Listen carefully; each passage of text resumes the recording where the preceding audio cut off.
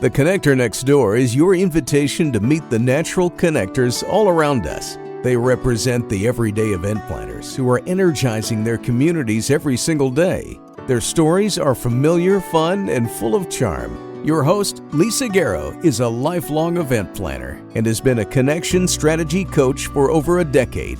She knows events can become energized connecting points where communities can gather and grow. Let's listen in as she strikes up a conversation with today's Connector Next Door. Gabriella Robuccio, or Gabby as she has invited me to call her, has taken it on herself to put her event experience to work to empower event professionals one relationship at a time. We all say relationships are one of the most, if not the most important aspect of event planning. But how many of us are ready to get real about how we're creating, cultivating, and caring for those relationships? The Emmy, sitting on her home office shelf, was hard-won and is a testimony to her exceptional work as a production manager for ESPN, where she helped to produce some of their top global projects. Gabby is now the founder of ProEventTips, where her focus is on providing event professionals of all levels with the tools and training to develop crucial event-specific relationship management and leadership skills. With each episode of this podcast, I try to describe the essence of each of our natural connectors in the title of the episode. And I've called Gabby a relationship revolutionary. The dictionary defines the word revolutionary as involving or causing a complete or dramatic change. If adopted, the work Gabby is doing could revolutionize the way event planners experience every relationship on their event planning journey. So Gabriella, can I call you Gabby? Yes, it's way easier. Yes. Thank you so much for joining me. We bumped into each other on LinkedIn, like often happens to me. And I loved your content around relationships within the context of events because we take it for granted. Getting into this conversation with you today, I think is going to give us some really strong, probably new insights on how do we look at our relationships, not necessarily differently, but actually look at them and pay attention, be intentional about what it means to be in relationship with others in the middle of our events, busy event schedules. So welcome here. So glad that you're here to have this conversation with me. Thank you so much for having me. I've been looking forward to this. I've been a fan of the podcast and your work. It has influenced a lot of my thinking too, because connection, community is a big piece of what I'm putting out there. So I feel very fortunate to be talking to you right now. So thank you for the invite. I love it. And when we talked, it must have been, what was it, a month ago, something like that, when we were on Zoom and we were having a chat. And a lot of people that come on as a conversation guest on this podcast, they haven't really prepared for the question, what does connection mean to them? And when you said all those weeks ago, you're like, I know how I'm going to answer it. So getting on this call with you and having this conversation with you today is so fun because I've been it's like unpacking a holiday present where I'm like, okay, now what is Gabby going to say about what connection means to her? So what does connection mean to you, Gabby? And I love this question, as you know, and I actually prepared for it a little bit by doing some word association with my husband, because I had a few different answers and like what I thought it meant to me. So we started doing word association, and in the game, he threw in connection. And the word that came up when he threw it in there was genuine.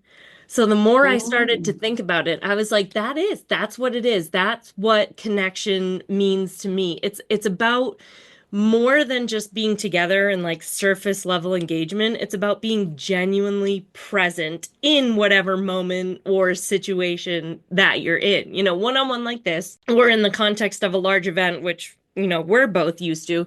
If you're able to be genuinely present and hold that same space for the other people that you're interacting with, that's where you create the shared experiences and get like mutual respect and trust.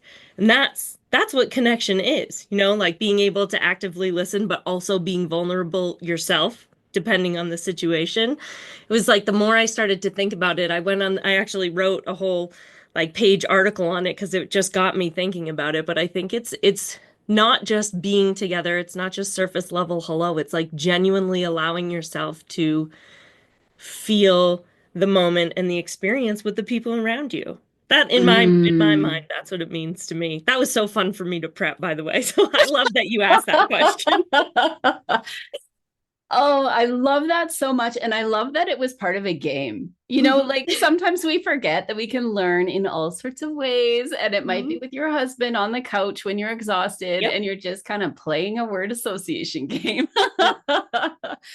The word genuine is really special. I think you have, for me, it kind of paints that picture of something that can't be tarnished or something that is worth the value. I'm not hearing you say that it's necessarily happy or positive. It means that it is something that you are being true to who you are, true to what is true for you. And I think in the context of a relationship, anytime we remove that genuine response or showing up in a way that, you know, if somebody sort of rubs off that first layer of conversation, that they're still seeing who you are. Even through the pandemic, many of us that were working through the pandemic in events, a lot of what I was hearing was that, oh, the true colors, you know, people are showing their true colors, or they can't cover up some Mhm. of those things that we try to hide.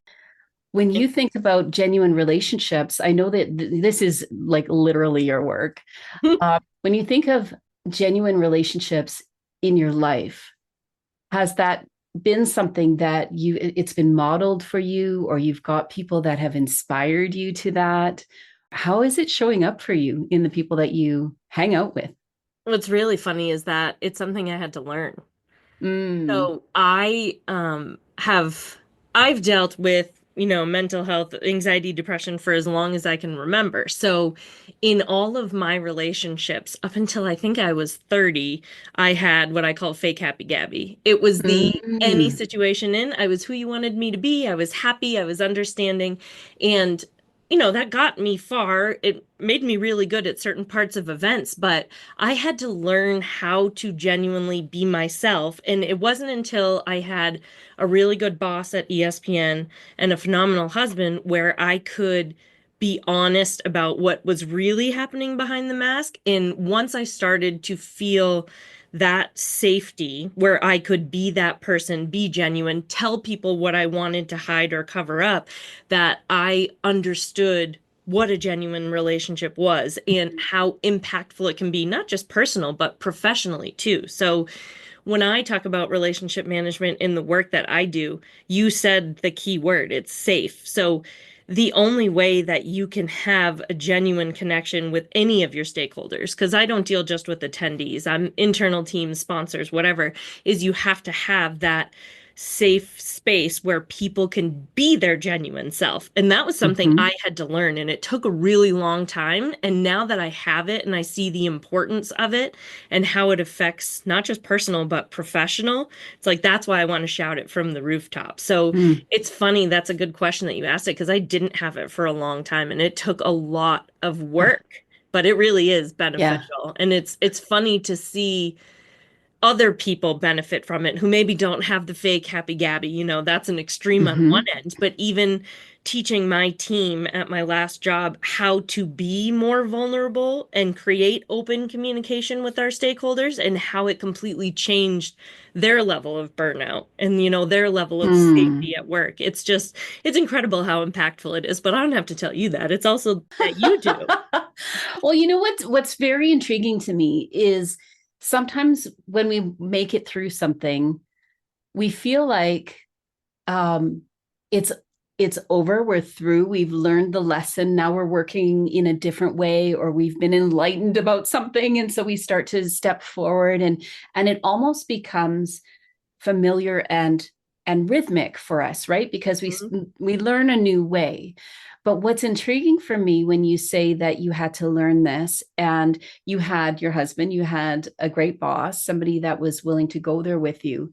For those that are listening to this, they might be saying that is a very scary unknown, Hmm. especially in the events world, because there are a lot of steps, awkward and difficult and probably frustrating. And even when we talk about being vulnerable, there are some sweaty armpit, sweaty palm Hmm. conversations and moments in all of that. I don't know, that was my experience Oh, because yeah. I feel you in that. Mhm. What was that like for you when you started to actually take those baby steps to learn something new? Like, was it something that felt freeing for you, or were there moments where you're like, oh, I'm not sure if this is Oh, really good for me right now? terrifying. It still is terrifying. Mm, And it's like it's something I have to work on every single day. But when I started to do it and I saw the benefits, I not only saw how it helped the people around me be more comfortable, because if I'm more vulnerable and honest, other people are going to be more willing to do that. So when I see that it's having an impact on the people around me, it's like, okay, it's worth it. This uncomfortable moment is going to turn into a relationship or, something that lasts more than just this moment. So mhm, mhm. it's hard because there are certain levels of it. Vulnerable sounds scary. Sweaty palm, sweaty armpits. I am probably too much of an open book now. That's just, I may have gone too far the other way, but it's because that's what fills my cup right now is, making people Yeah. feel that sort of comfortable. But it's still terrifying to this day. Uncomfortable Mm, conversations, conflicts on site, like, because that happens all the time. They're hard. And being able to like actively listen and practice empathy, it's so good because it challenges me every single time I do it.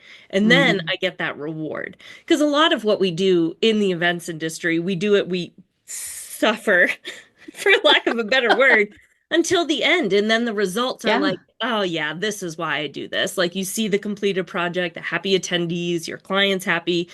That's what it does for me on like a micro level. It's like every time I Mm. push myself out of that comfort zone, I feel that a little bit like okay, good for you, Gabby, or that fills me up a little bit because then I know the next time that person's in a situation, they're going to be a little more comfortable, being a little more open, honest. Setting boundaries is really hard to do. And it's a skill that not everyone's born with, especially not event planners.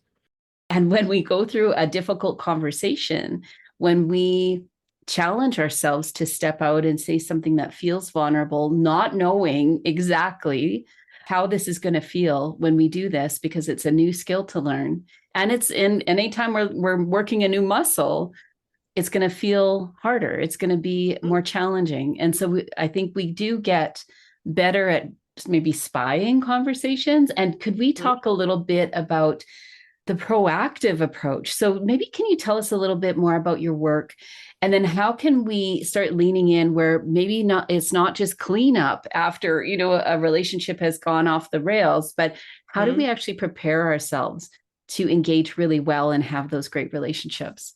You read my mind. This was, as you were talking, this is what popped into my head. So, a lot of what I do and what I've learned in all my uh-oh moments and my uncomfortable conversations is the importance of establishing the relationship up front. So, a Mm-hmm. lot of the work that I do focuses on fix it before it's broken.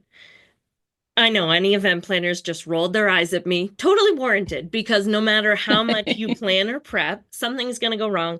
You're going to have a conflict on site. Somebody's going to be unhappy. 100% own that. But if you take the time when you first start a relationship or you first start the planning of your event and you are looking at each of your different stakeholders and determining what level and type of communication that they need. You're discussing expectations openly and honestly at the beginning. You're putting them in writing. You're planning, having communication plan where there's regular check-ins. When it gets to that point where there is an icky moment or someone's upset, you have a very solid foundation of trust already and respect that you can draw from. And it's a lot easier to be empathetic on both sides of a disagreement or a conflict when you have that trust already built. So it's about Mm-hmm. starting off the relationships on a positive note, which is ask questions. You don't know everything. They don't know everything. Make it an open, honest conversation. Determine how they prefer to be communicated with. All those, the logistical stuff on the back end. If you can come up with that plan at the beginning and then continuously audit, check in on your relationship, you automatically are in a better place when those conflicts arise. And I can almost guarantee you that there will be far fewer conflicts than had you not done that. So it's a Mm-hmm. lot of the work specifically that I do is a lot of prepping at the beginning, but it's also doing a lot of work on yourself to understand your own triggers and responses, your own preferences, your own limitations, because if you can understand that about yourself, you can communicate that. And like we were talking about before, if you're vulnerable and communicate that, you can ask the right questions to get them to tell you their limitations, Mm-hmm. boundaries, expectations. And then there's no miscommunication, no guessing. You're starting with a Yeah. plan that everybody's in agreement with. Yeah. There's different layers of relationships. When you're Mm. talking about the different stakeholders, we might have one touch point with one of the stakeholders. It might be a vendor that's dropping something off. There might be someone else that is now a partner and they're engaged, or maybe there is a teammate that you are now needing to connect with deeper. When you go through your training, do you actually have those conversations where we can dig in a little bit more around the layers of different relationships? Yeah, and when I first start talking to people about the training that I do, I terrify them because I literally say, when you have to manage relationships, it's all of your stakeholders. So a lot of people in events default to sponsors because they give you money, client because they're hiring Mm, you, attendees because they're coming. And when I first start conversations, I said, no, we're going to find a way to appropriately have successful relationships with the CEO of your company, if you do events for a company, to the fire marshal.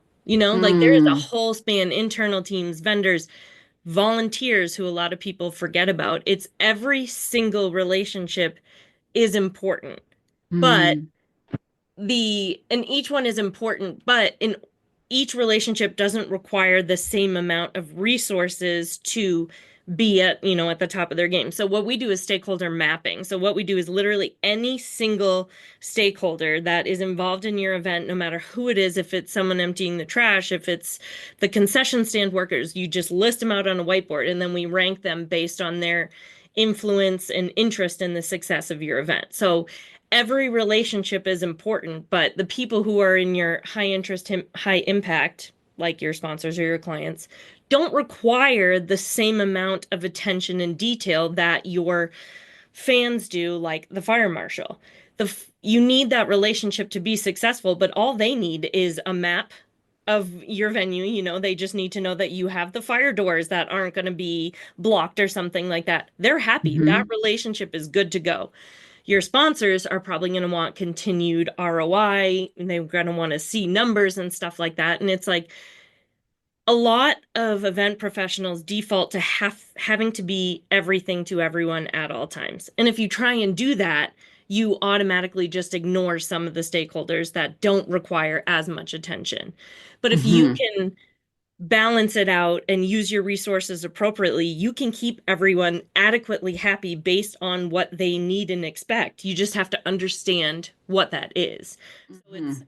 I tell people that and I say, "Oh no, we're going to make sure you have a solid relationship with everyone from the CEO to the fire marshal." And they're like, "That is overwhelming." Absolutely. It's a lot of people. But it's totally doable if you can break it down and like your attendees you have to pay attention to, but they just need your website updated or a social media post when Mhm. tickets go on sale. They don't need a slide deck or a weekly meeting. They don't need to be involved in the decision making, which is very obvious, but that's just an example of how you can balance the different expectations and manage your resources. And then it makes it a lot easier to be the appropriate amount to everyone rather than everything to everyone at all times, which is our default, which is why they Exactly. were for punishments. We love that fully. Right. And I think that also would help us prioritize conversations and to-dos. And if we don't do that mapping, I'm guessing we actually then, if we're all in all the time, or we feel like we need to be attentive, all the time, or we haven't appropriately assigned our time Mm-hmm. to certain stakeholders that need more of our time, then we wonder sometimes why the board is feeling a little on edge, right? Because they aren't getting enough information, because they're Mm-hmm. spending a lot of time with vendors, there's setup of tables, or where that relationship may not need as much maintenance, or they're not expecting as much. Which I love the mapping idea. And then now, practically, what does it look like for them so that they're not overwhelmed? I love this question because this is my favorite part. So once everything's mapped out, you come up with the communication plans, which is like, oh, another document, really? That's what I'm hearing in my head. Literally, oh, Yeah. another document we have to do. It doesn't have to be a document, but it helps if you have it written down. But it's literally, okay, you are in our VIP section, high interest, high contrast. These are the types of communication. So, like, normally for a sponsor, I would do this, this, and this.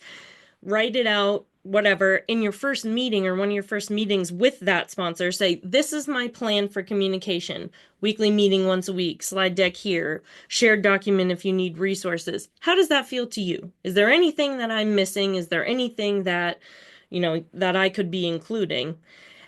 And getting it in writing, getting them to agree to it, everybody knows what they're getting. And the most important thing, Lisa, that event professionals don't do is if you have these conversations, this is when you, as an event professional, can say, I am only able to do 2 meetings per week. I can't receive calls after 6 p.m. or, whatever you need Mm-hmm. to set boundaries to keep your peace. So it's literally about coming up with a communication plan. And if you have a template, like a plan, communication plan template, it's super easy to fill it in. And then you can send it, and you and the stakeholder, depending on the level of stakeholder, you're not going to send it to your attendees, but have that plan, know exactly what to expect. And then every quarter, is this still working for you? How are these meetings going for you? Just doing that check-in and then adapting. And if you are constantly discussing the expectation on both sides, you're far less apt to have the miscommunication or the misaligned expectations. When I've done some interviews and some surveys with event professionals, and misaligned expectations is like the number one problem with relationship management. You assume that every stakeholder or every sponsor wants the same thing. And that's just, I Mm. mean, people learn in very different ways. People receive information, and that's something that as event professionals, you're not taught that. If you're in a leadership position in, corporate America, you get the leadership training and you learn the adaptability. It's a skill that we don't get taught, but can help us engage with our stakeholders and maintain positive relationships so much better. So it's just having Mm. that open conversation and understanding that everybody requires something a little different. It's kind of like the five love languages. Mhm. That's a tongue Yeah. twister. Yeah. Because in any relationship, we wouldn't want someone to treat us the way they treat everybody else in our life. There's going to be a certain expectation or a conversation that could happen.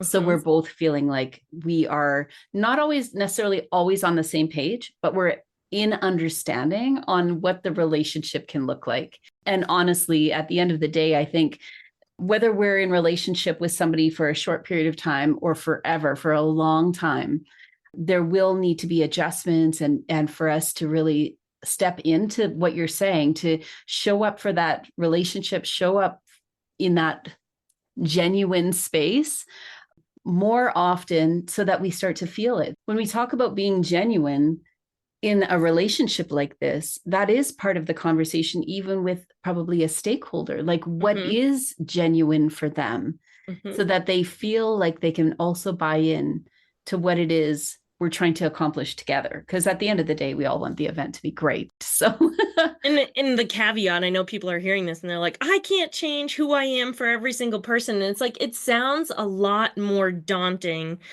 when you're going at it without the foundation or the tools or the skills. Adaptability is something that you can learn. And it's like, once you have a better handle on your emotional intelligence, that type of adaptability it's so much easier, and it just makes every situation that you're in feel a little less heavy. So I don't want mm, event professionals to hear this and be like, well, I can't change the person I am for everyone I'm talking to. Oh, no, no. That's not what I'm at. I actually would like you to stand up for yourself more, but to be able to compromise more mhm. easily. and Mhm. on both sides, hold your boundaries, but also adapt a little to them. I think that's what we're missing in this industry. And that's what you were just talking about. It's being able to give and take and understand that people change, relationships change, everything, and just being willing to modify based on that. It's just, it can set you up for long-term success. That's where you get the loyalty. That's where you get the same vendors Mhm. and sponsors coming back, the same attendees coming back. Like that's the foundation that you want with your stakeholders.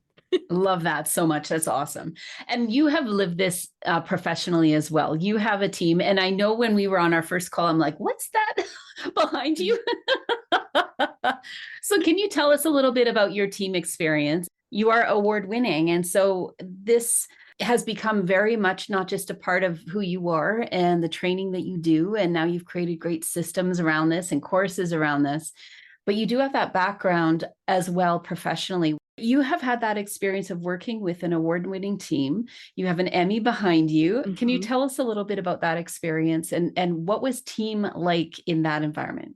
Yeah, of course. And I mean, this is where this passion of mine came from. So I had a little bit of a different trajectory in the event world. I didn't go straight B2B.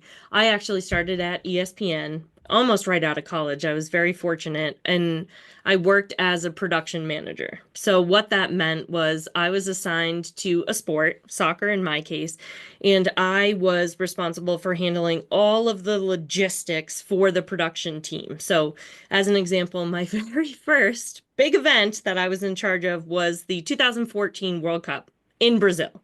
So, my first big event was there was a team of three production managers, and we were responsible for the logistics in a different country for a team of 300 freelancers. And what I mean by logistics is, you know, traditional, we did the catering, we did the office space, we did the transportation schedule, but we also did all of the credentials with FIFA. We also did all of the hotel rooms, all of the flights. So, like, that was our little team of three people managing all that for, 300 people who are away from their family for 6 weeks. And I was actually thinking about it during the expectations conversation is I thought, I was like, I got this. So when we first started the World Cup, I knew I had to do daily schedules, transportation, everything. So I sat down, built this massive document that had every schedule thing on it for every single person for every day in one big document. It took me forever and I was so proud of it. Released it to the team talent, the on-air talent, didn't know what to look for. Wasn't enough information for them, what they needed to do, where they needed to be. The tech people, way too much information than for them. Like they were completely overwhelmed. And that was my first lesson in I need to talk to these groups and say, oh, okay, the people that are, in the studio need this information. The talent needs a lot more information. So it's like that experience was a huge slap in the face on how important it is to talk and ask questions and listen to the people around you in order to manage something on that scale. So Hmm. I look back at that now when after I left ESPN after 11-ish years, I'm managing a team for a healthcare foundation, which was much smaller scale, but we did multi-million dollar events, fundraising events. And because I was in, a middle management level, I started to get offered leadership training and, emotional intelligence and the adaptability. And I was like, oh my goodness, where was this 10 years ago when I was at, if I had had that training, I would have known to approach the scheduling and all the other conversations with those different stakeholders in Brazil in a very different manner and saved myself days and days of creating this massive document that ended up being useless. So I think that my experience has been a little all over the map. I've seen every different niche of the event industry, but I have seen both sides of it and I've seen what I wish I had when I first started. So like managing a team of 5 people and being, a brand new production specialist on site in the World Cup are two completely different experiences, but the foundation of the work is the same. Mm. The skills that you need, the tools that you need, being in events, we are so unique because from day one in this industry, you're a leader. Like Yeah. even if you're not traditional with direct reports. You're leading volunteers, you're leading a team of freelancers, like you are leading your vendors on site.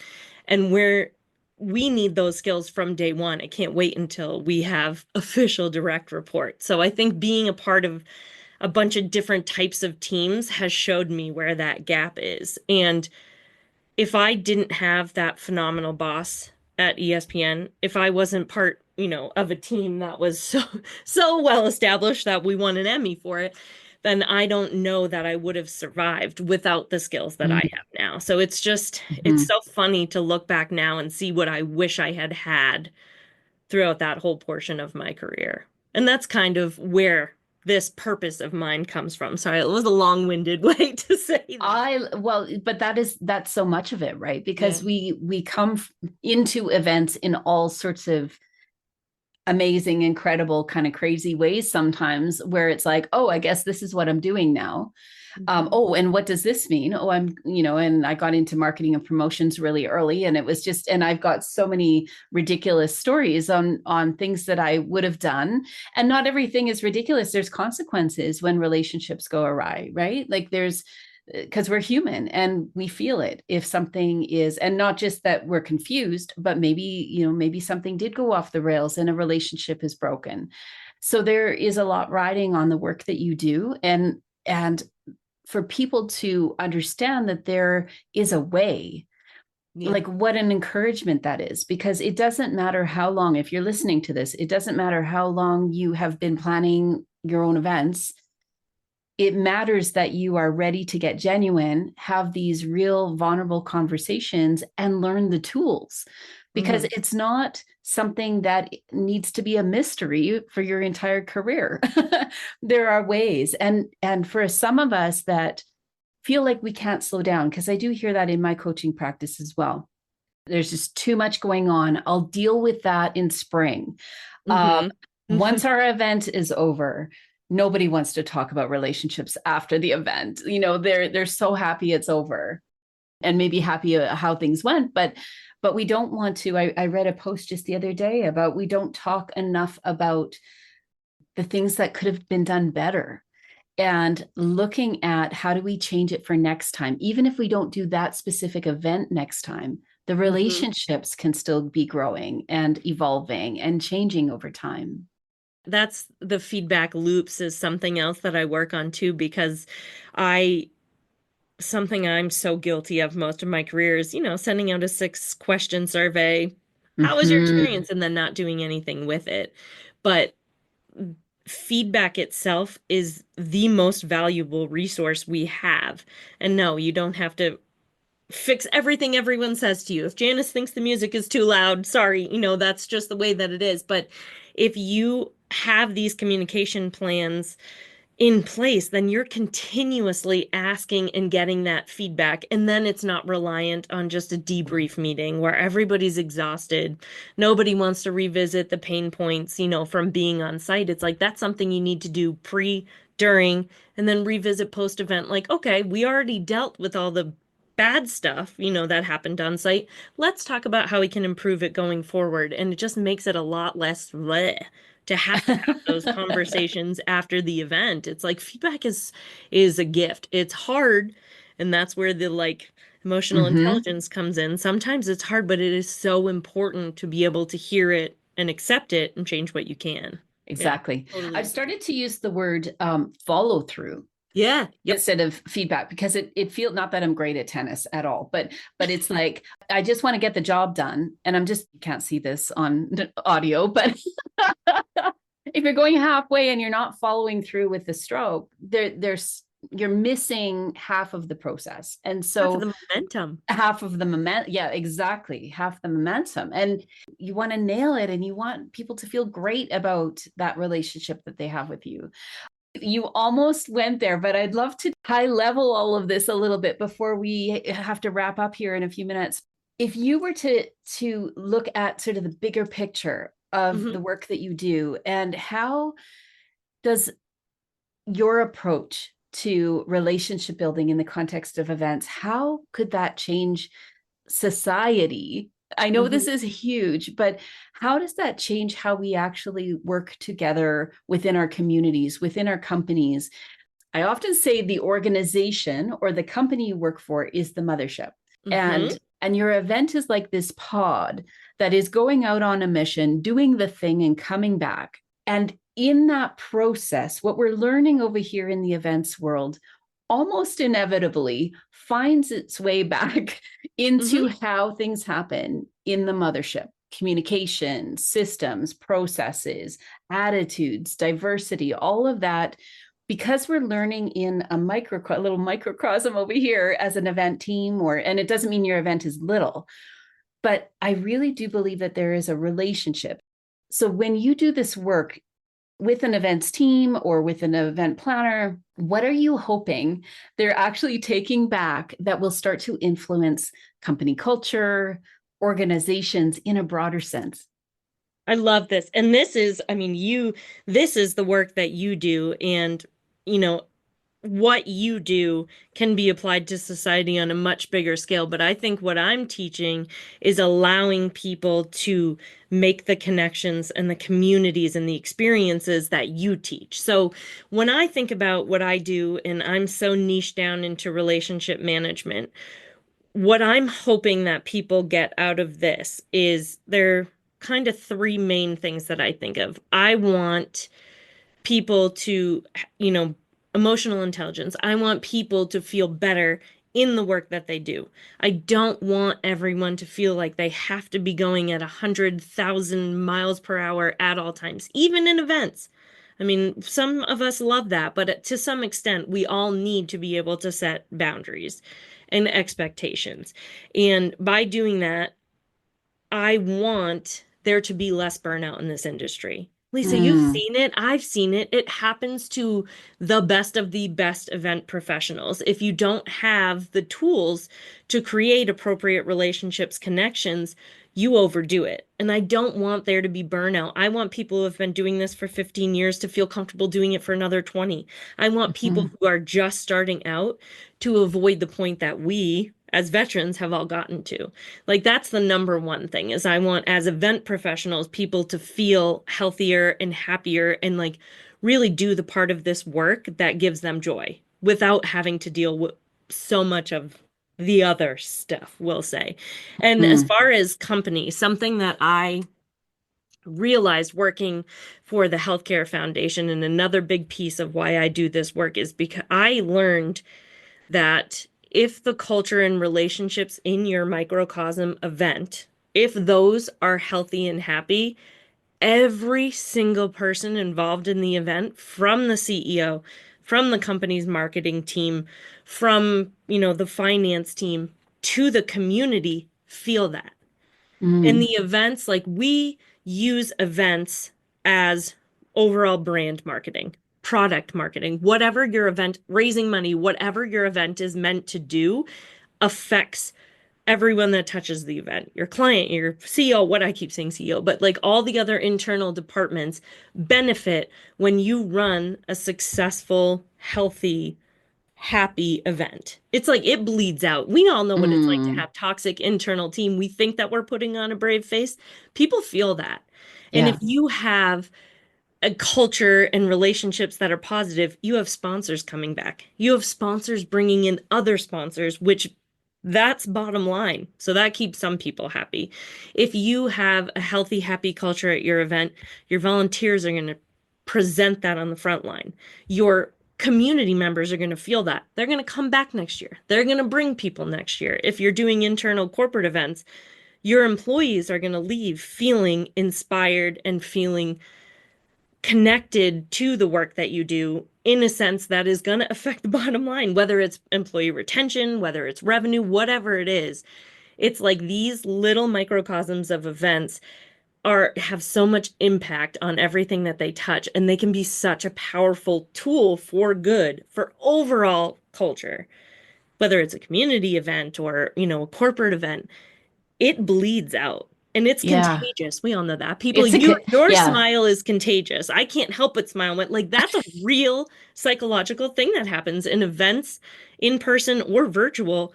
can be that tool, and it can be so incredibly powerful if the foundation and the tools are there and the people who are working the events are in that positive headspace. Mhm. If that makes sense. It totally makes sense. And one thing that comes to mind too is we don't always have to guard ourselves as planners. And I think that positive feeling, and yes, there's going to be things that may not be perfect or that we feel we could have done differently or we wish someone else did differently.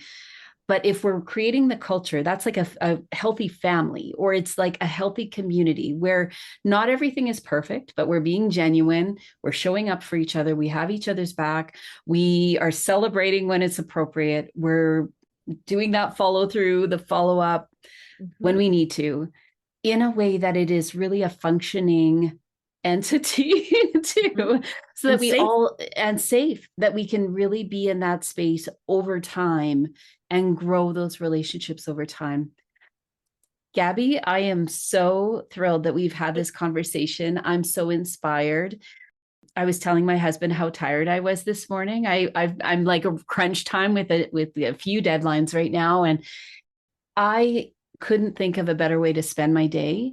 This reminds me why we do what we do. It is about the people. It's about how we move through the projects, holding tight to the relationships and the people that are part of all of this. Any last thoughts before we wrap up for today? Just to toot your horn a little bit, the work that you've been doing for 16 years has been doing this. Like, you are helping the next generation feel comfortable getting these tools, getting this experience and this knowledge in order to set themselves up. And I hope you understand. I mean, 16 years, congratulations, first of all, but I hope you understand how important, especially your work that you do with the students and like the new graduates, you are giving them the courage to enter these safe spaces and be these genuine, vulnerable people. And that is just, that's going to help them feel more comfortable seeking out emotional intelligence. Some people hear that and think woo woo, but the foundation that you're laying with your consulting and your coaching is going to make people feel safer seeking out the work that I do. And then the work that I do is just going to give them a foundation to create better relationships. And then their teams, their vendors, everyone is going to feel that too. And I think talking about it, exposing people to it, and making them feel comfortable getting the help or the experience or the tools is just going to continue to spread. And the conversation is changing. We can feel it. And I just hope it keeps going that way. So my final thought is thank you for doing what you do, because it allows people like me to build on it and do what I do. And that's the only way it's going to get better. Thank you so much. That's such a gift. And now you're going to make me cry for a different reason. Thank you so much. And it takes us all. And that's, I think this is the rumbling that is happening right now that is so incredibly energizing. If you are out there and you're listening to this and you're like, I don't know where to turn, know that there is a growing body of people that are having these conversations. Gabby, you are one of them. You are an inspiration to so many already. And to me today, thank you so much for this. How can people, if you are open to it, how can people get a hold of you, learn more about your courses? By the time this comes out, I think you're going to be releasing registrations for courses that are happening early 2025. So can you tell us a little bit about that? How can people find you, continue the conversation, and learn from you through a course or a workshop? Absolutely. I mean, am I comfortable? Clearly, I enjoy talking, so I don't mind at all. No, I'm pretty active on LinkedIn under Gabriella Robuccio. My name will be in the episode description. It's a lot of vowels, I know. It's hard to spell. But also on Instagram under ProEventTips.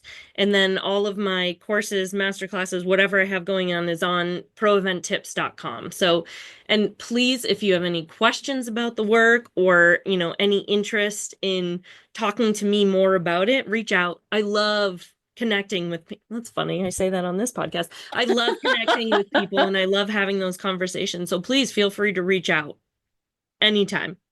Amazing. Thank you so much again. And we will, I know, be in touch again very, very soon. You're not getting rid of me anytime soon. I hope not. Have an amazing day. You as well. The Connector Next Door podcast is produced by Candy Event Consulting, where everyday event planners and their teams gain clarity, get connected, and grow in confidence. Subscribe at www.candyconsulting.ca to hear visits with everyday event planners who are putting connections first.